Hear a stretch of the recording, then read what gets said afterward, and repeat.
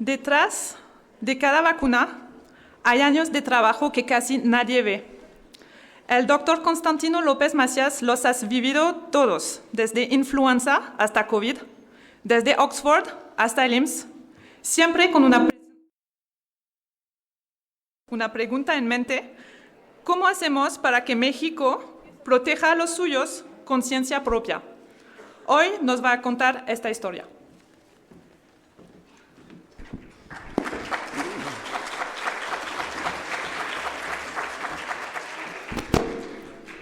Muchas gracias, Marion, por la presentación. Muchas gracias a todos que después de esta comida están aquí atendiendo a esta plática. Entonces, espero no aburrirlos para que el postprandio no haga tanto efecto.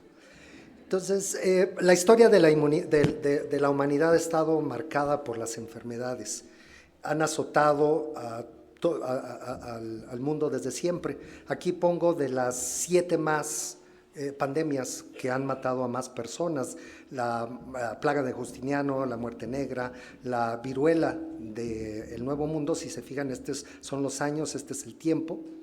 La tercera plaga, la influenza, la pandemia que tenemos de SIDA todavía. Y siempre la pregunta en la humanidad es: ¿cómo nos protegemos? Entonces, siempre ha habido teorías sobre castigos divinos o Dios o lo que sea, pero la humanidad siempre ha estado buscando cómo protegerse contra la enfermedad. Entonces, de manera empírica, se llegó a la variolización en China en tiempos remotos y fue extendiéndose a Europa. Europa y Asia están conectadas en el mismo, digamos, eje. Entonces se compartieron durante miles de años información, enfermedades, guerras, se conquistaron unos a los otros infinitas veces. Entonces de ahí viene esta parte de la variolización, y de manera empírica se encuentra la variolización en las vacunas, ¿sí? Las vacunas en el aspecto moderno, es una empresa de innovación multitransdisciplinaria, donde hay que primero hacer los descubrimientos, entender la carga de la enfermedad, los mecanismos de patogenicidad y virulencia, las moléculas blanco en los patógenos, correlatos de protección, la plataforma vacunal. Esto debe de ser posible, se debe poder manufacturar. Se necesita hacer de manera industrial, si no, no va a ser vacuna jamás. Luego se tiene que probar en ensayos en animales y luego en humanos, en 3 fases que requieren más personas. Esto generalmente lo hacemos en las universidades, en los centros de investigación, todas las partes de descubrimiento, inclusive preclínicos, y a veces participamos también en algunas partes de los clínicos. Pero en general son las empresas las que hacen las vacunas, no nosotros. Las vacunas las hacen las empresas. Y esto requiere más o menos de 1,000 a 2,000 millones de dólares para poderse hacer. Si no va a tener retorno de eso, nunca va a llegar a ser vacuna, como vamos a ver en la historia. ¿Qué pasa en América? Después de estar separados los humanos por 15,000, 20,000 años, viene este contacto entre los pueblos de Europa con los pueblos americanos. Y entonces este es un fenómeno fantástico que ocurre pues en el siglo XVI, y en donde pues en la parte que a nosotros nos corresponde es una población que no ha tenido contacto con todos los bichos y viceversa, pero pues ellos se han compartido desde China hasta España, hasta Portugal, se han compartido bichos durante miles de años, se han estado en contacto y desarrollando cosas. Entonces la población se ve diezmada, hay epidemias mayores al contacto y en la conquista de Tenochtitlan, de 5 a 8 millones, luego los cocolistlis que mataron a mucha gente, y en los 1700, casi en los 1800, la esperanza de vida era de 35 años. Entonces el virreinato de la Nueva España era el reino más rico de todo el imperio español. ¿sí? Y aquí había mucha, aquí se fabricaba la moneda, se extraía la plata, venía de la otra parte de la Nueva España, eran las Filipinas que conquistaron los españoles con los tlaxcaltecas, etcétera, y entonces todo eso, el comercio, etcétera, las innovaciones estaban muy fuertes aquí en el virreinato. Y cuando Jenner desarrolla, antes de Jenner, cuando se introduce la variolización en Inglaterra, rápidamente pasa hacia Europa y ya médicos como José Ignacio Bartolache y Alzate promueven la variolización en la Nueva España antes de que llegara, antes de que existiera la vacuna. Jenner, estos médicos pues son médicos ilustrados, están buscando nuevas terapias, hacen trabajo con muchas cosas para la medicina. Jenner publica la vacuna y antes de que venga Balmis ya llega la vacuna a través de las islas de Saint Thomas, Puerto Rico, luego Cuba y luego llega a la Nueva España, pero son esfuerzos que no son sistemáticos, no son esfuerzos muy bien organizados. Hasta que se organiza la Real Expedición Filantrópica de la Vacuna. Entonces, siendo la Nueva España el reino más rico de todo el imperio, pues obviamente había que protegerlo, ¿sí? Había que proteger a los naturales también para que se mantuviera la economía, etc. Y el rey Carlos IV había tenido también experiencias con la viruela, etc. Entonces se decide hacer esta expedición y es la primera campaña de salud pública a nivel internacional y financiada por la corona española. Que eso no ocurrió en ninguno de los otros imperios, ni en el imperio británico, ni nada. Ocurrió gracias a que así eran los españoles de esa época, ilustrados, y España era la primera potencia en el mundo y la Nueva España era el lugar más rico del imperio. Entonces viene Balmis, se organiza la empresa, obviamente en el barco siempre hablamos de Balmis, pero también estaba Salvani, también había otros médicos que iban acompañando y vienen en el María Pinta en 1803 y 1804 y traen 22 niños expósitos. Los expósitos son los niños abandonados, no tienen padres, los dejan en las inclusas, en las casas de cuna, en España. Entonces los sacan de la casa de cuna de Santiago de Compostela, de la de Madrid y la de La Coruña, de donde zarpa el María Pinta. María Pinta fue una heroína española en la guerra contra Francia y se traen a la rectora de la Casa de los Expósitos. Ella ganaba muy poquito dinero ahí, le pagan como 10 veces más de lo que ganaba para hacer este viaje y se traen a los niños, la mayoría son niños de 3 años. Estos son los nombres que pude encontrar de los niños antes de los zacatecanos que mostró Polo.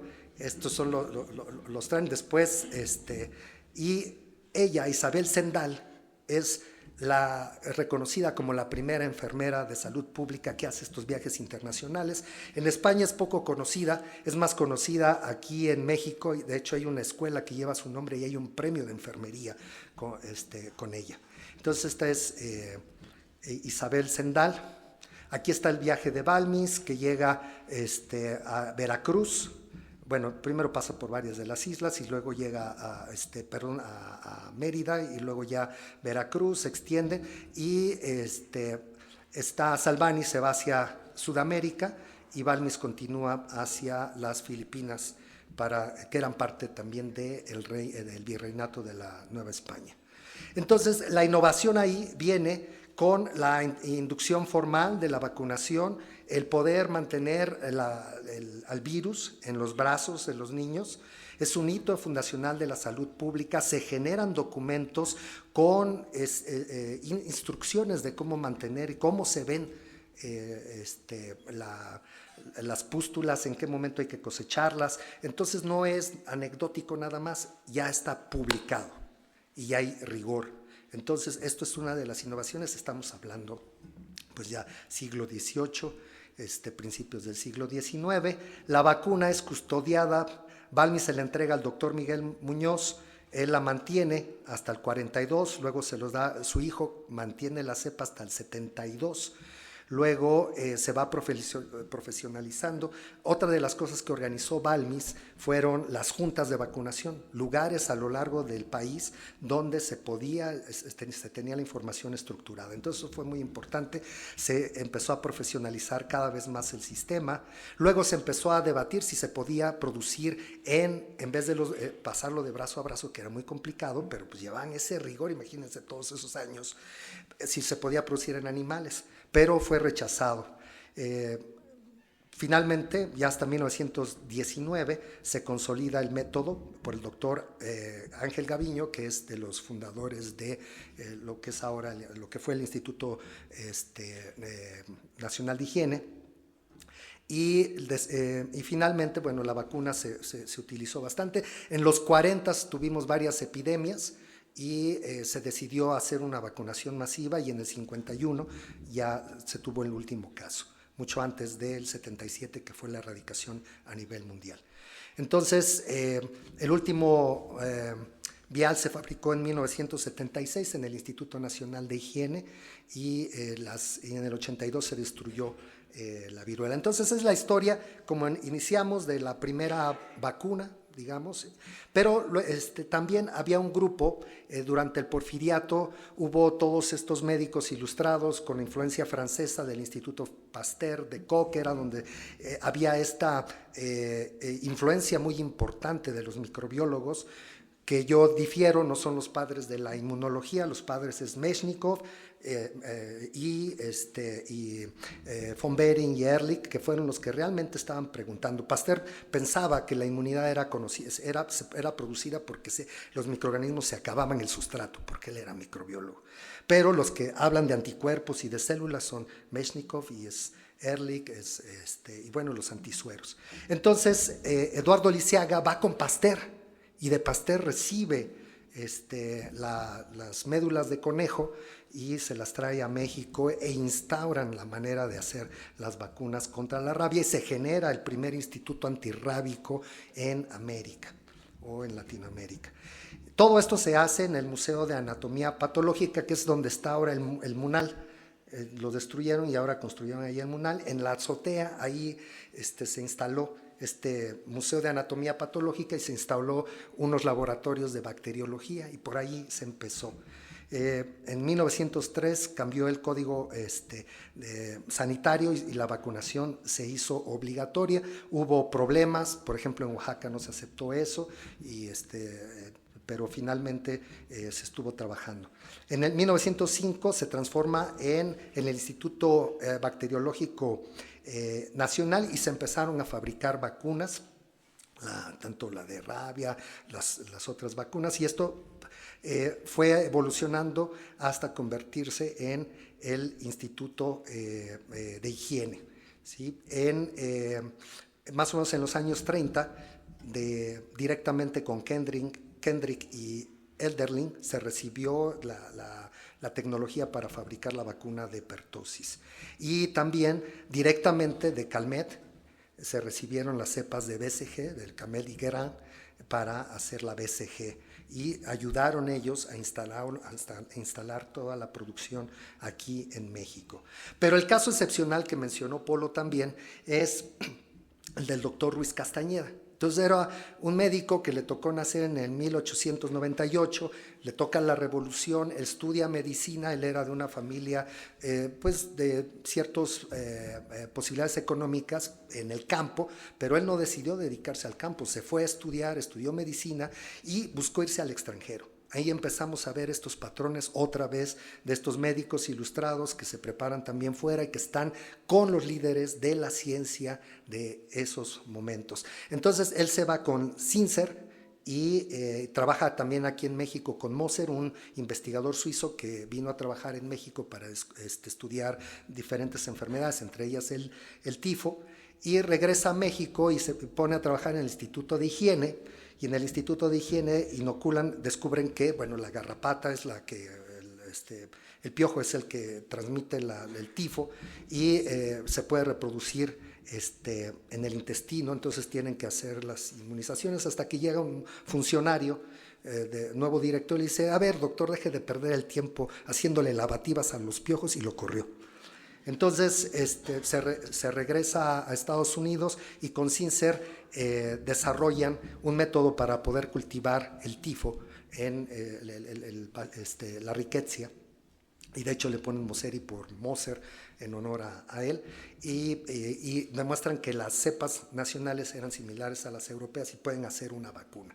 Entonces, en esas condiciones tan terribles, donde no había apoyo, donde no tenían toda la infraestructura y donde no había comprensión ni siquiera de los jefes, lograron hacer eso, y esa vacuna se pudo utilizar, se producía en el Hospital General, se utilizó en Estados Unidos, en Bolivia, y en la Segunda Guerra Mundial, Francia, Alemania y Rusia la usaron, en Sudáfrica también, y luego se dejó de usar porque llegó el DDT, entonces se acabó la vacuna. Volvemos al punto que les comentaba, necesita haber retorno de inversión para que se pueda usar, pero ahí está la tecnología y es algo que se desarrolló en México con ayuda de Estados Unidos. El doctor también hizo varias, fue quizás el primero o de los primeros inmunólogos mexicanos. Para situarlos, pues es 30 años mayor que Cumate, Ruy Pérez Tamayo y todos ellos, pues eran unos chamacos cuando él ya estaba haciendo todo esto. Y él estuvo en los institutos de inmunología, convivió con Bordet, convivió con Lance Steiner, desarrolla lo que es esta prueba de fijación de suero en papel, que ahora son las tiras reactivas. ¿Sí? Y también el medio Ruiz Castañeda, que lo patentó, y eso le producía dinero para poder fabricar las cosas y poder trabajar en investigación, porque pues, no les hacían caso. Bueno, tenemos otro caso, otra vacuna, otra innovación. Las epidemias de polio no son de esas epidemias que matan miles de personas, enferman, pero enferman muy mal, matan a los niños y les dejan secuelas terribles. Entonces era un pavor. Le llamaban en Estados Unidos la enfermedad que detuvo, ¿no?, a los Estados Unidos, etcétera. Entonces las epidemias generaban esta enfermedad paralítica. En los niños no podían respirar y había que meterlos en los pulmones de hierro que vemos aquí. Y esos pulmones de hierro, el hospital infantil tenía 12. Entonces imagínense una epidemia, pues no les alcanzaba, ¿no? Yo todavía de chico tuve compañeros con secuelas de polio, porque apenas empezaba la vacunación en ese tiempo. El IMSS implementó el tratamiento con gamma globulinas en los 40s y en los 50s, y una vez que genera Salk la vacuna, ayuda a que se produzca en México, se produce en México, y vean, las incidencias empezaron a bajar. Luego vino la vacuna de Sabin. Sabin también vino a México y ayudó para que la vacuna se produjera en el Instituto Nacional de Higiene, en donde se consolidan, empiezan a hacer algo en higiene y luego en el Instituto Nacional de Virología. Nace en 1960. Empiezan a hacer estudios de diferentes tipos de virus, incorporan la fabricación de la vacuna de rabia, la de sarampión, la de polio, se vuelven centro de referencia de la OMS y generan las vacunas para el programa de inmunización, ¿sí? Entonces, como ven, todo esto tiene que ver con desarrollos prácticamente hechos en otro lado, pero que se incorporan, y aquí se hacen algunas adaptaciones, se pueden fabricar a nivel nacional. Y en los años 70 hubo un accidente con la vacuna de DPT que hizo que se cerrara el Instituto Nacional de Higiene, y se revisó y se vio que había muchos problemas con la formación de las personas, con las buenas prácticas, etcétera. Entonces mandaron a la gente a prepararse al extranjero, vinieron de muchos lados a ayudar a establecer la tecnología en los más altos estándares para volver a fabricar.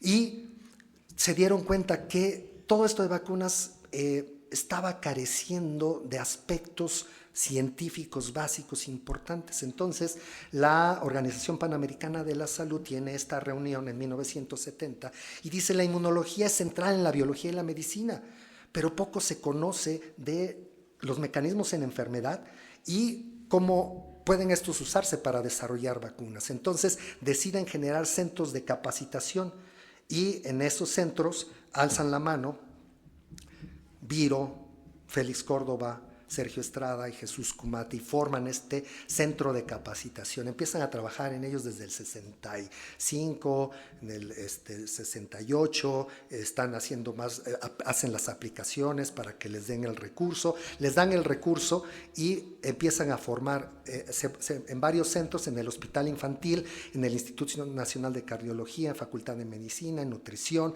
en Biomédicas, y empiezan a preparar a mucha gente con los aspectos básicos de la inmunología, los mecanismos. Y me encontré en los archivos de Armando, y se los voy a compartir a todos, está memorias de este simposio que dieron en los años 70, donde escriben Sergio Estrada Parra, la reacción antígeno-anticuerpo, Jesús Kumate, la descripción de los anticuerpos, Ruy Pérez Tamayo, cosas de patología, Félix Córdoba, también sobre respuesta antígeno-anticuerpo, Librado Ortiz, Roberto Kretschmer, etcétera. Entonces, esto es el antecedente directo también del Club de Inmunología y luego de la SMI que aquí vemos. Entonces nos dimos a la tarea, los chicos del laboratorio me ayudaron a revisar todas las memorias y empezamos a ver cuál era el panorama histórico de los estudios de vacunas presentados en los congresos de la SMI. Aquí tenemos del 76 al 2025.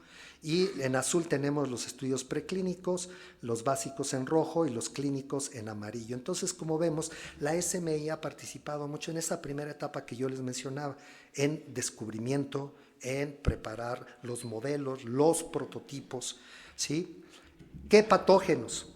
Aquí podemos ver bacterias en amarillo, hongos en morado, grises, son modelos que no son modelos de vacunas, no de patógenos, parásitos. Vean lo que comentaba José Moreno, había bastante trabajo. Ya se empezaba a trabajar con vacunas tumorales, ¿no? Desde los 70s. Venenos, ¿sí? Para hacer venenos y virales. Aquí ven en estos diagramas que se pueden hacer sobre los temas, vemos pues Taenia solium, había mucho entamoeba histolítica, etc. Las personas, pues EDA Shuto, Gladys, Isibasi, Fliser, el doctor Estrada, bueno, salen ahí los nombres. Insisto, estos no es de todo lo que se trabajaba en México, es lo que metían como trabajo y se presentaba en los congresos de la SMI, pero estos son los nombres dominantes y esto nos permite hacer análisis que podemos hacer. Ya tenemos todas las memorias de manera editable para que se pueda cruzar la información y podamos hacer un análisis de inmunidad celular, humoral, etcétera, que será muy bueno para el libro que queremos hacer de historia de la inmunología. Entonces, ¿qué pasa? ¿Qué sigue pasando en México? En el 74 se establece el programa ampliado de vacunación. Tenemos la producción en los 70s, como lo mencioné, se detiene por el accidente que hubo.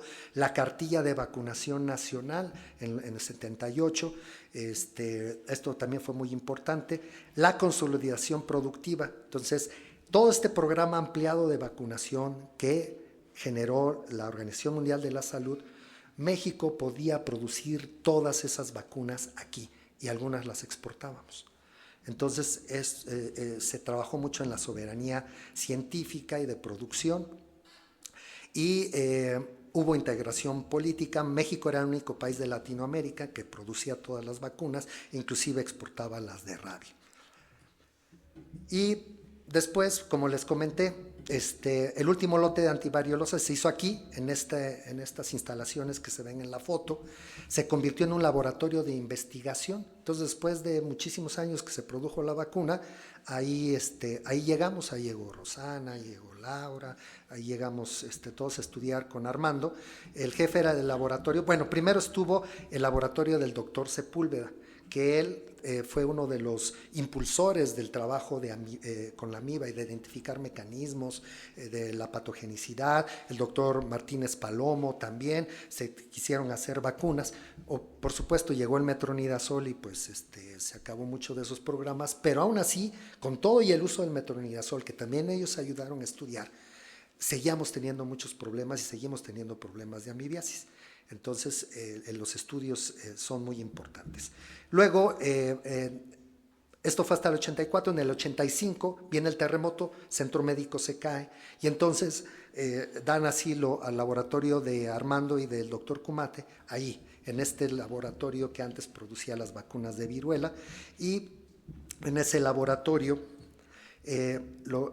Vianney, César, Armando, identifican que los pacientes con fiebre tifoidea generan anticuerpos contra unas proteínas de membrana externa que identifican como las porinas. Estas porinas fueron producidas, se creó una planta de piloto para hacerlas con todas las características para pasar los exámenes regulatorios. Se produjeron las proteínas de manera muy purificada, se hizo la vacuna que fue inocua, libre de pirógenos, y se realizó el ensayo clínico fase 1 en humanos. Entonces es una de las primeras vacunas hechas en México que llegan a estos ensayos clínicos.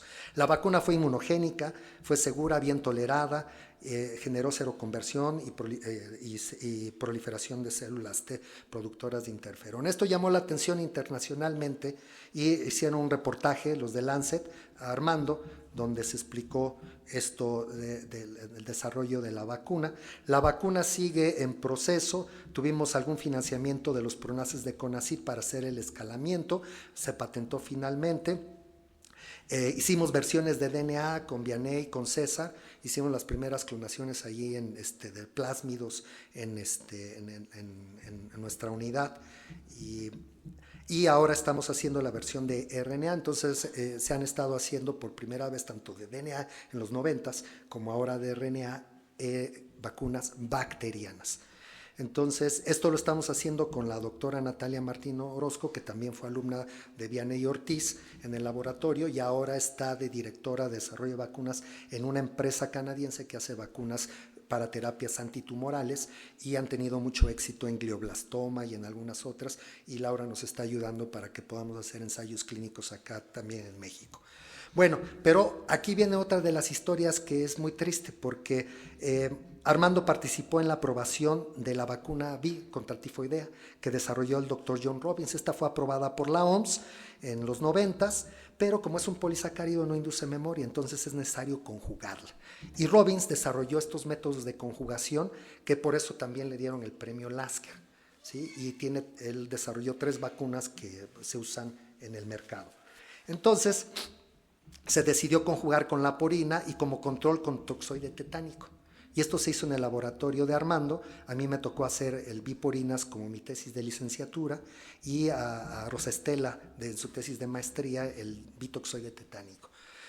Existía la herramienta, estábamos haciendo vacunas conjugadas, era lo más avanzado en ese momento, en esa época era la tecnología de punta, y no se pudo hacer porque no existía el ecosistema para el desarrollo. Entonces ahí quedó, lo desarrolló Bharat con Oxford, se produce en la India y se usa fue precalificada por la OMS y se usa en Asia. Entonces el primer prototipo se hizo aquí en México, en el IMSS, pero no se pudo producir, y eso ahora salva vidas en el sureste asiático. No sé por qué todavía no la compramos en México, pero es agridulce, ¿no? Entonces algo que surgió del laboratorio, como ven, herederos de esa tradición que se estuvo platicando, de todos esos maestros y de todo, son como pilares y cimientos de las cosas que se fueron haciendo. Vino la transición regulatoria, ¿sí? Y poco a poco se fue perdiendo. Decidieron cambiar la política, ya no vamos a producir nuestras vacunas, las vamos a comprar, y todo se deshizo. Entonces, conclusión de esta parte, se perdió todo en los 90s. Pero fíjense, este es un caso que no conocemos. Las vacunas veterinarias, vean todo lo que hicieron los veterinarios y la industria veterinaria nacional. Todos estos productos están en el mercado, y todos estos que están aquí señalados son desarrollos nacionales, pero no los conocíamos, ¿no? Al menos sí, hasta hace algunos años, y hemos estado lejos de los compañeros que trabajan con los modelos animales y los compañeros que trabajan con la inmunidad comparada, ¿no? Y esta industria es pujante, es una de las industrias principales y exportan a varios lados del mundo. Este es un caso Abimex, hay más compañías y es súper activo. Y tienen un montón de investigación, pero no las publican, no nada.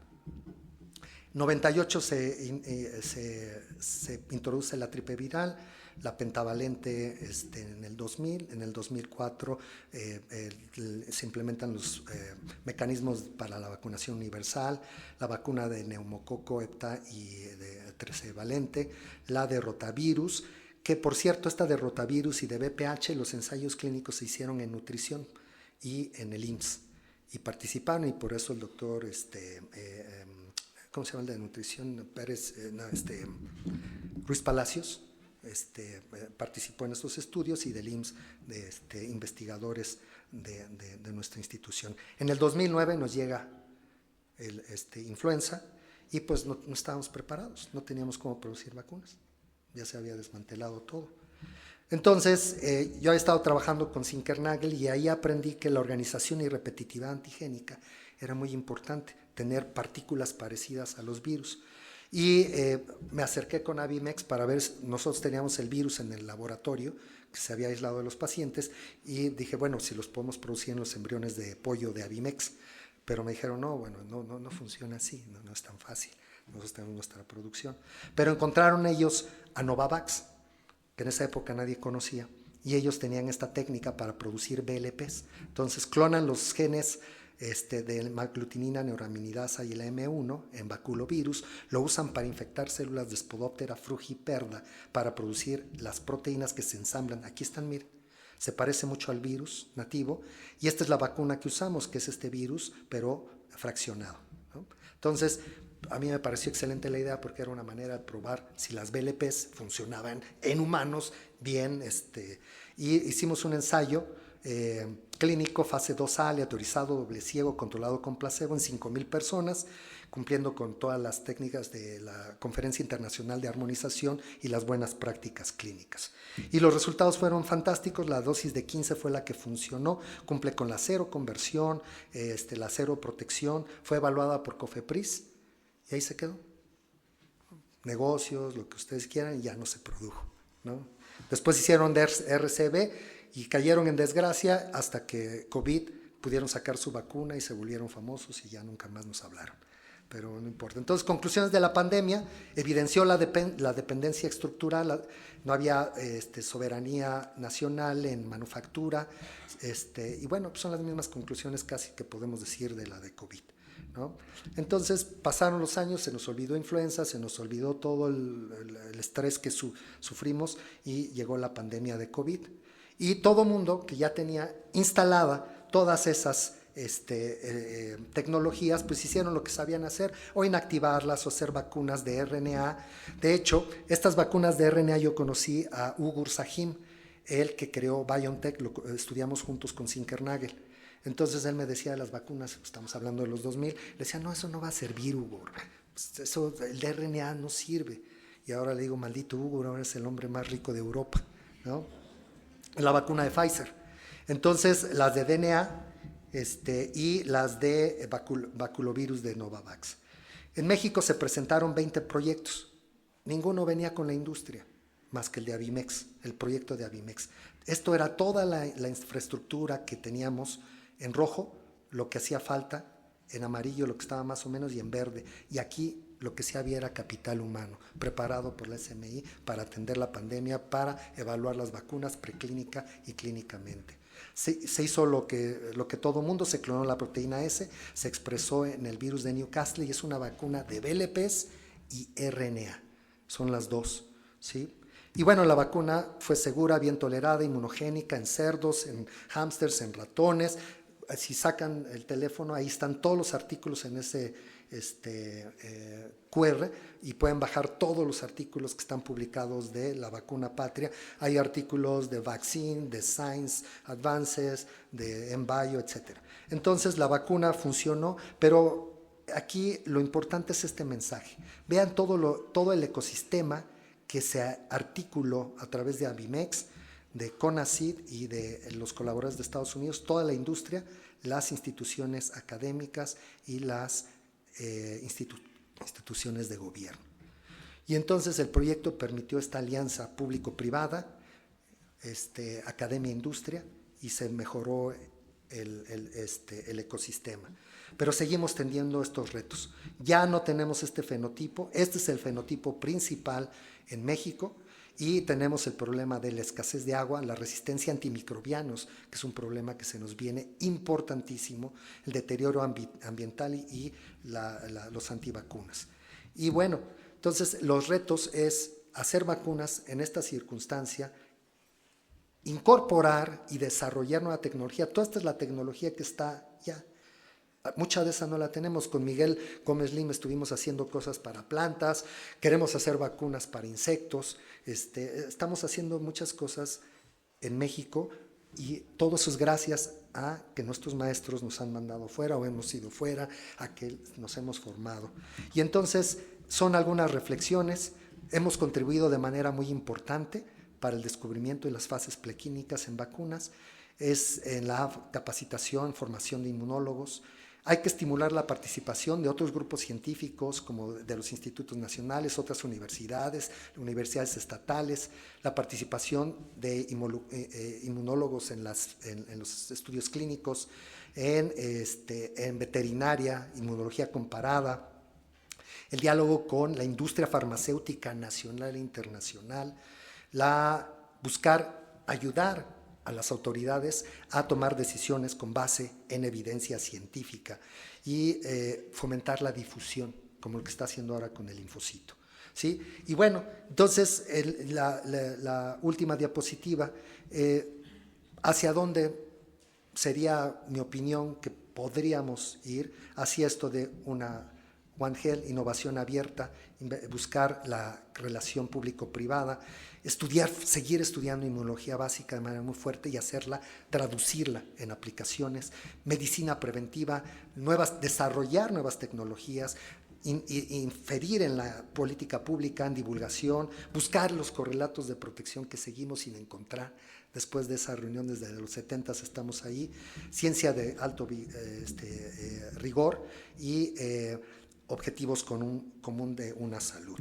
Y bueno, solo me resta darle las gracias a mis alumnos que me ayudaron a preparar estas diapositivas y hacer los análisis de las memorias de la SMI. Muchísimas gracias.